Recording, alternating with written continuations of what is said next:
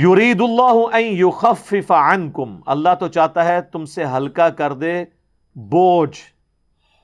یہ ساری کی ساری پابندیاں لگا کے اللہ نے آپ سے بوجھ ہلکا کیا ہے. شریعت کی پابندی لگا کر آپ کو نفسیاتی مریض بننے سے، انزائٹی سے بچا لیا. وَخُلِقَ الْإِنسَانُ ضَعِيفًا، اور انسان کو تو اللہ نے کمزور پیدا کیا. یہ حقیقت بات ہے. انسان کے پاس صرف ایک چیز ہے جو اس کو سب پہ بھاری کر دیتی، وہ عقل ہے. باقی ہماری جتنی کیپیبلٹیز ہیں نا وہ جانوروں سے بہت کم ہے. ہاتھی جو ہے نا وہ زمین پہ پاؤں مار کے نا 40 کلومیٹر دور تک نا کمیونیکیشن کر لیتا ہے دوسرے ہاتھی کے ساتھ. 40 کلومیٹر.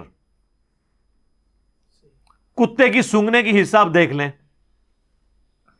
عقاب کتنے کلومیٹرز اوپر سے اپنا شکار نیچے دیکھ لیتا ہے. تو آپ جانوروں کو ذرا کنسیڈر کرنا شروع کریں، بندہ پریشان ہو جاتا ہے.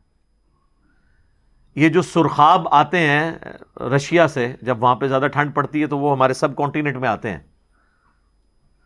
5000 کلومیٹر ایٹ لیسٹ سفر کر کے آتے ہیں ہر سال، اور وہ ہوا میں ہی سفر کرتے بھی سوتے بھی ہیں اور اسی دوران اڑتے رہتے ہیں. اور ان کو یہ بھی پتا ہے کہ ہم نے ویوز جو یعنی ایئر کے جو مختلف لیئرز ہیں کس لیئر میں اڑنا ہے کہ ہم آسانی کے ساتھ یہاں پہنچ جائیں. وہ میرے بھائی کے ایک دوست ہیں تو وہ سرخاب کا شکار کر کے نا تو گھر میں ایک دفعہ سرخاب دینے کے لیے آئے تو مجھے کہنے لگے علی بھائی یہ پر دیکھیں، یہ وہ پر ہیں جو بوئنگ اور ایئر بس کا کوئی جہاز بھی اس طرح کے پر نہیں رکھتا جو اللہ نے اس کو پر دیے. فیولنگ کی بھی ضرورت نہیں سر، بس وہ وہاں سے چلتے ہیں اور یہاں وہ سوتے بھی ہیں، کھانے پینے کی بھی کوئی حاجت نہیں، ان کو یہاں پہ پہنچ جاتے ہیں. اور پھر جب موسم دوبارہ نارمل ہوتا ہے وہ واپس چلے جاتے ہیں. تو جانوروں کو آپ کسی بھی جانور کی اگر خوبیاں گننی شروع کریں تو بندہ حیران رہ جاتا ہے.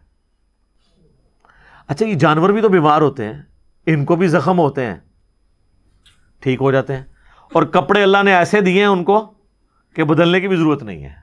ہمیں تو کپڑے دھونے پڑتے ہیں، نئے پہننے پڑتے ہیں. اللہ نے پر دیے ہیں، وہ خود بخود ٹوٹتے ہیں، نئے اگتے ہیں.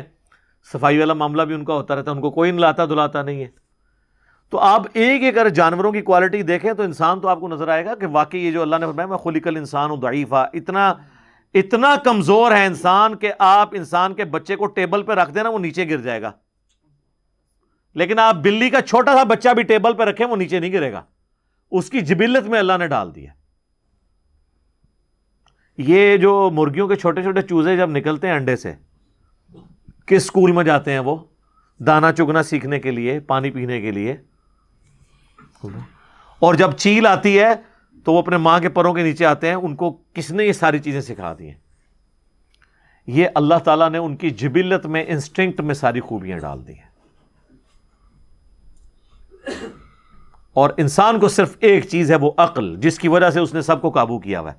ادروائز انسان کی اپنی جو کیپیبلٹیز ہیں نا وہ جانوروں کے مقابلے پہ بہت کم ہے.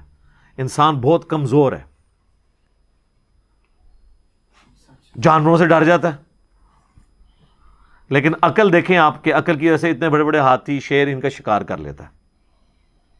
اگر ان کے پاس بھی وہی عقل ہو تو زمین پہ انسانوں کو نہ زندہ رہنے دیں.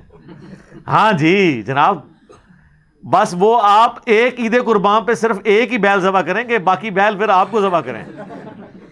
ان کے سامنے ذبح ہو رہے ہوتے ہیں، پھر اگلا پکڑ کے آپ لاتے ہیں ذبح کر دیتے ہیں آپ.